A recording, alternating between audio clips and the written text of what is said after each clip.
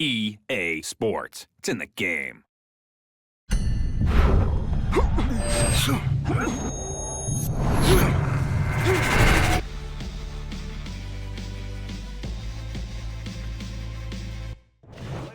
Good evening, everybody. Joe Tessitore and Teddy Atlas welcoming you to London, England. We're at the Royal London Theatre for our main event. Boy, and we expect this to be a big night of action. We spoke with both fighters yesterday. Fireworks anticipated here tonight. Let's see. With 17 knockouts and 1 defeat, Bad Chad Dawson.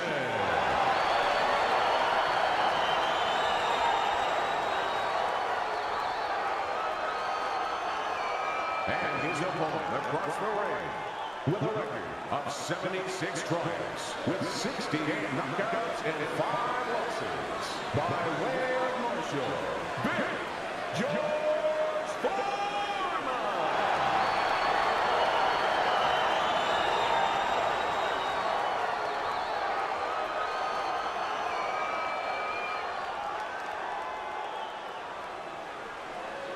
All right, fellas. Let's have a good, clean fight.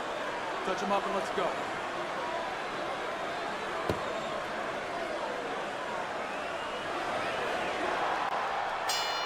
Well, they're underway. Scheduled for 10 rounds tonight between these two. Dawson's well off the mark that time.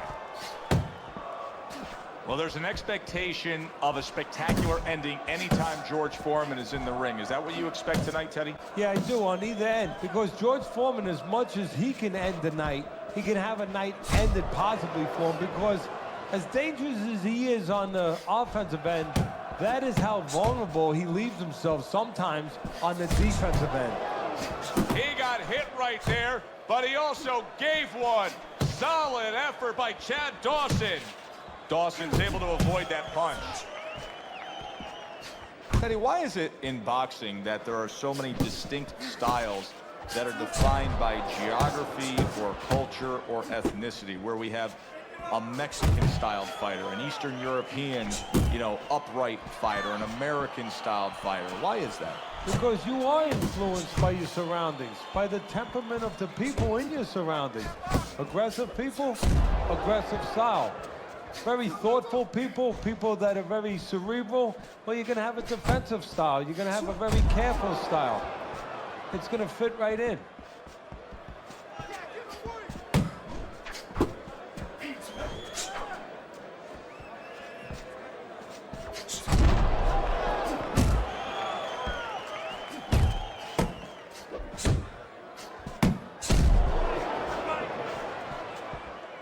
Trying to go downstairs, but off target. And he just holds on there.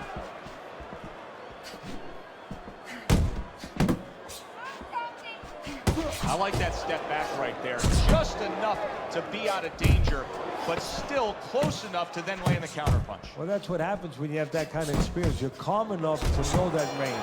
Know where the beginning of the punch and the end of the punch is. Foreman's not putting forth the defense you need to have at this level of the game. No, but you gotta come here with it, Joe. It's easy for you and me to sit back and say, hey, you gotta block punches, you gotta move your head, you gotta evade punches, use your legs. But if you haven't been taught that, and believe it or not, this is boxing 101, this is basic rudiments, basic fundamentals. Some guys have not been taught the defensive skills.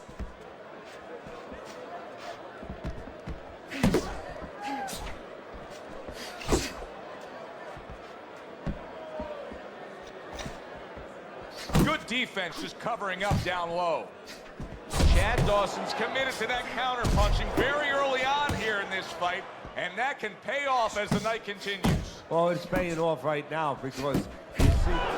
Wow! He was just bulldozed right there. One punch knockout power ends this fight.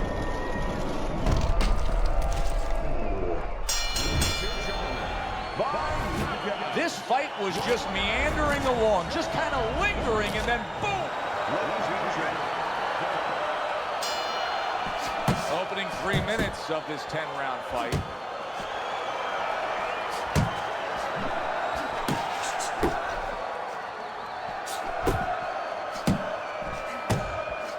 Steady, he did a smart thing there. Just created enough space and then landed the counter punch.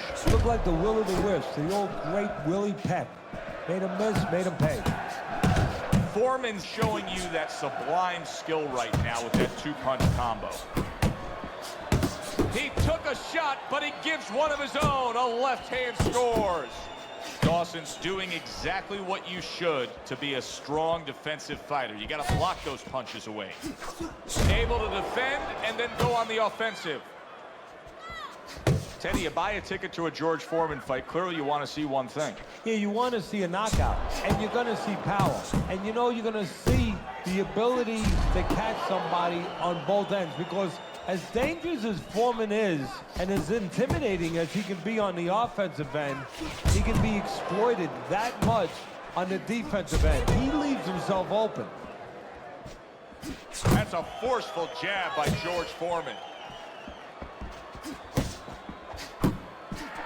Teddy, many times throughout our broadcast we've seen through the years, when we get a southpaw versus an orthodox fighter, there can be a tendency for clashes of heads.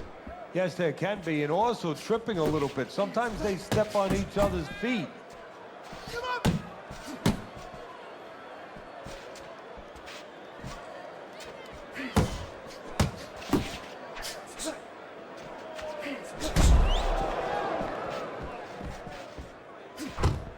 Able to dismiss that body shot. He just missed that shot up top. Final 10 seconds of round number one. Dawson's so dangerous with that accuracy. A two-punch combination landing.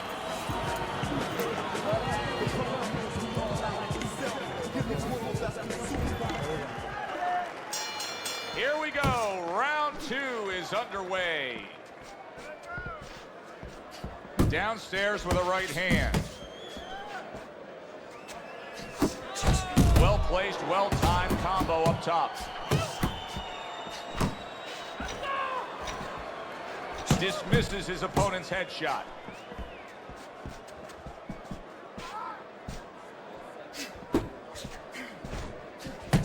Not able to land the headshot.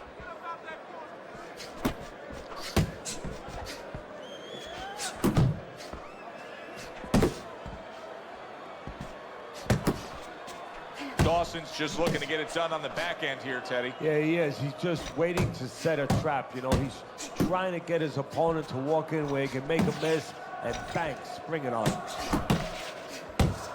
Foreman's proving to be elusive. Halfway through round number two. Good combination. Hook into the body with the left and then going up top with the right.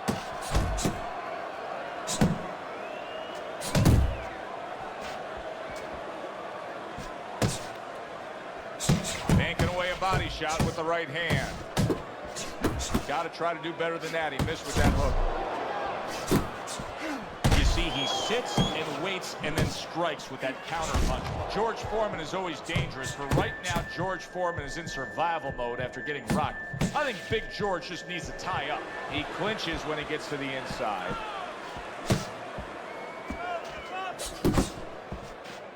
You just look at George Foreman and you know he's going to be a tough out.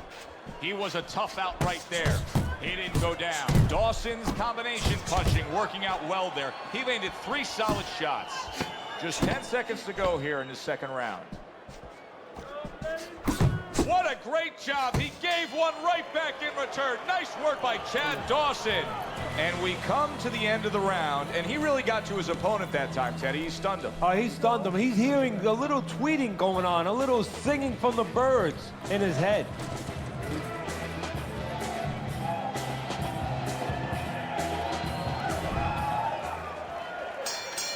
Foreman's fine.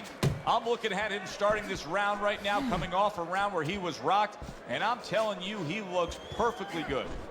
A lot of people may think he's putting forth a good effort just by throwing punches, but his corner would disagree. He is not being effective. No, not at all. And why? Why is he not being effective?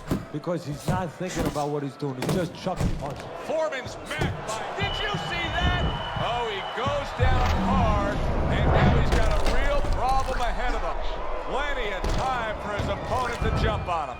1, 2, 3, 4, 5. So Big George with a big problem. He gets up from that knockdown, but he's visibly hurt. And you know, a knockdown for a fighter, you know what it's like? It's like taking an x-ray, going into an x-ray machine. Now you get to see inside the guy, what he's made of, how he's gonna behave.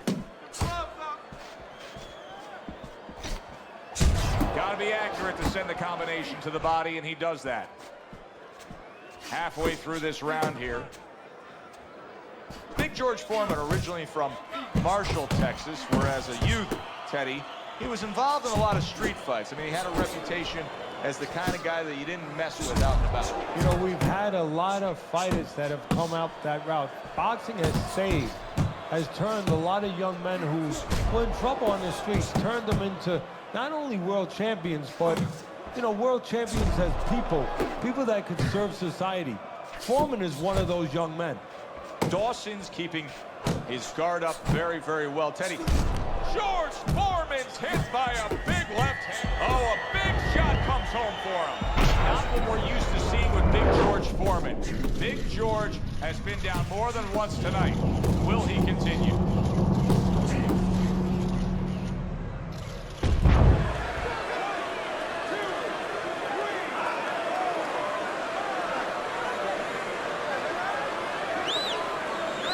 George Foreman, you can see that he is absolutely hurt after that knockdown. He was able to get up, but he looks like he's damaged. And now we've always seen Big George Foreman, that big, giant, scary sometimes body.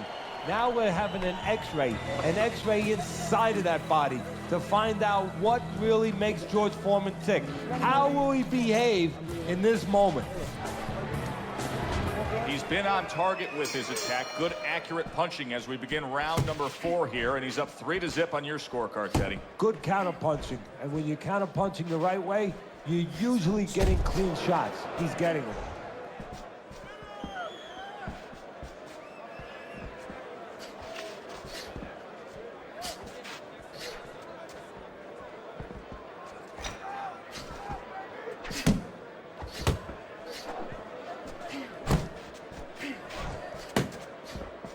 Well, I don't know if he's hip to the idea of becoming a counter-puncher, but I get the sense you'd agree with it. Yeah, definitely. I mean, he's got the perfect platform, the perfect form for it. The guy's walking in right now, not moving his head much. He can time him, he can counter him. Off to the side, a little swing and a miss going upstairs. Dawson's doing a good job tonight on the outside. Solid. Throw the scorecards out. George Foreman's down and looks to be out.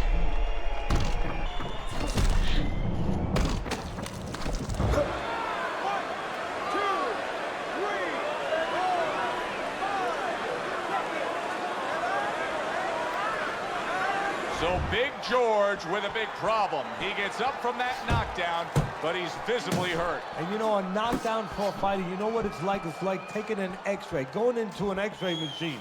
Now you get to see inside the guy, what he's made of, how he's gonna behave. Foreman's finding a way to get a breather here, and the way he's doing it is clinching. And you can't blame him. That's what he has to do. That's what a smart fighter would do in this situation. But his opponent should not allow him to get away with it. Teddy, he's been staggered and stunned, and banging away he goes. Forget about the judges. This one may be over now. George Foreman's down, and he looks like he's in bad shape. When you fall that way, you usually don't get up. 1, 2, 3, 4, 5. So that's it. Unable to rise up and beat the count. A knockout victory. Walked right into that one. Let's make it official. And for that, we send it up to our ring announcer.